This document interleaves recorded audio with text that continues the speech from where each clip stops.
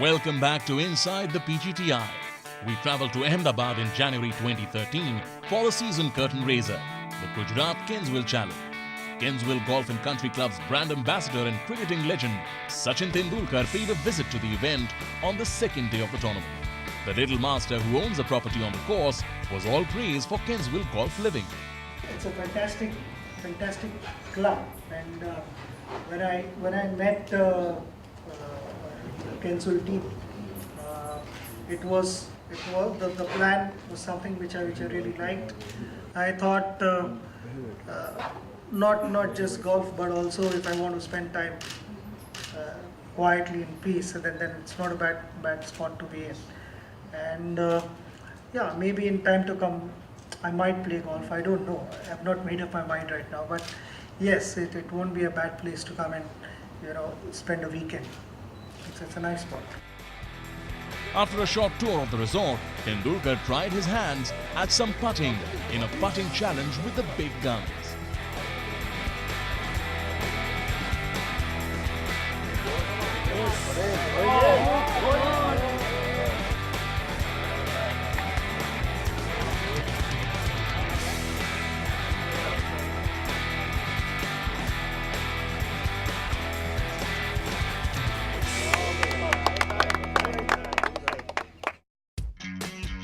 A certain 27-year-old golfer in the tournament had his links with the game of cricket as well.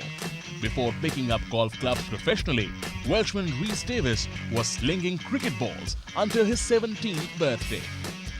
I played age group cricket for Wales through from the age of 11 through to 16, nearly 17, and I really enjoyed it. I was part of the Glamorgan Academy, and possibly was on the, if you like, on the way to progressing to become a first-class county player.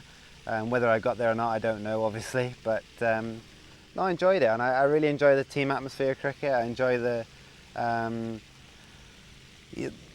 different conditions you have to adapt to, and the teams and the head-to-head competition, batsman v bowler rivalries, and there's all sorts of different areas to the game which really interest me, and I still follow it very closely.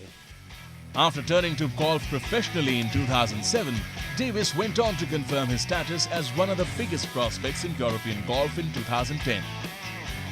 Following a stellar amateur career and just a year after his meteoric rise through the Challenge Tour ranks, he claimed his first European Tour victory at the prestigious Rufy Hassan in Morocco.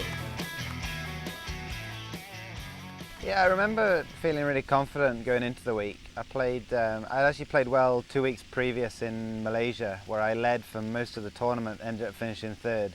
And although I didn't win that event, I was actually really pleased because it was the first proper time I was up in contention, and you're dealing with all the extra distractions. So I handled myself well there, and although I didn't win, I felt good going into Morocco, and therefore I remember playing really well the first 2 days and shooting certainly a low score on the second day. And then over the weekend I was again feeling very comfortable, very confident in my game, and on Sunday I basically just went for it. I was trying to make a birdie on every single hole, and put Louis Oosthuizen who I was playing with, under as much pressure as I could, and yeah, thankfully I kept knocking putts in and managed to come out on top. Following his 18th place finish in the Race to Dubai rankings, Rhys was handed a supporting role to the 2010 European Ryder Cup team at the Celtic Manor Resort in his home country. The Ryder Cup is totally unique. There's certainly no golf event like it, and possibly in some ways no sporting event like it. It's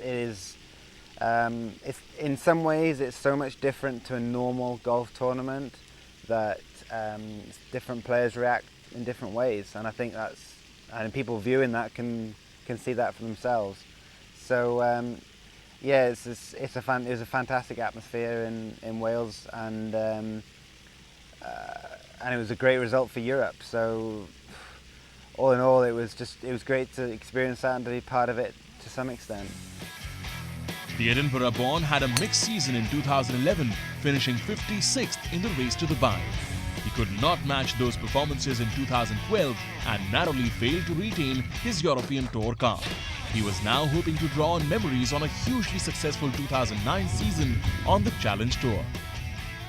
No, I've never been a real target-orientated person or goal-setting person.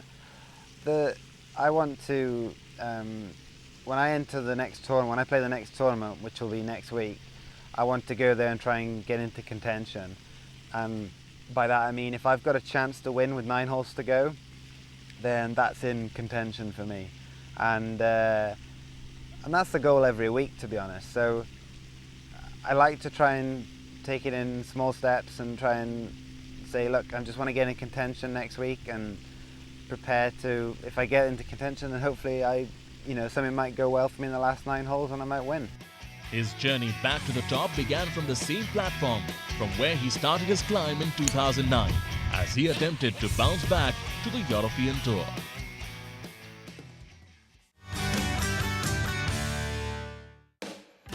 Shiv Kapoor turned on the heat in the third round, carding a bogey-free 7 under 65 to rewrite the course record as he moved up to 13 under 203 and opened up a handy 4-shot lead at the top. Scotsman Andrew MacArthur, who held a 2-shot lead after the opening 2 rounds, carded his worst score of the week, a 1 under 71, which left him in outright second place on 9 under. England's Philip Archer was a shot further back on 8 under after he had briefly held the joint clubhouse lead thanks to a 6 under par 66 as he chased a 4th Challenge Tour title. I felt like I've been playing well, the game's been good even the first day, and yesterday I let a couple of shots slip away. But I've been doing the basics right, hitting lots of fairways and greens, and the day the putter gets hot, like today on the front 9, the putter was really hot and made lots of birdies, so hopefully that's a sign of things to come. Tim Sluter was 4th at 7 under 209, while first round leader Augustin Domingo was tied 5th with 3 others at 5 under. Mukesh Kumar and Peter Uihlein, the 2010 US Amateur Champion, were tied at 9th at 4 under 212. Gaganjeet Bhullar dropped from overnight tied 6th to 15th, while Rahul Gangji slipped even further from 6th to 20th. We'll get you all the action from the final round, which witnessed quite a few ups and downs, in our next episode of Inside the PGTI. So till next time, goodbye.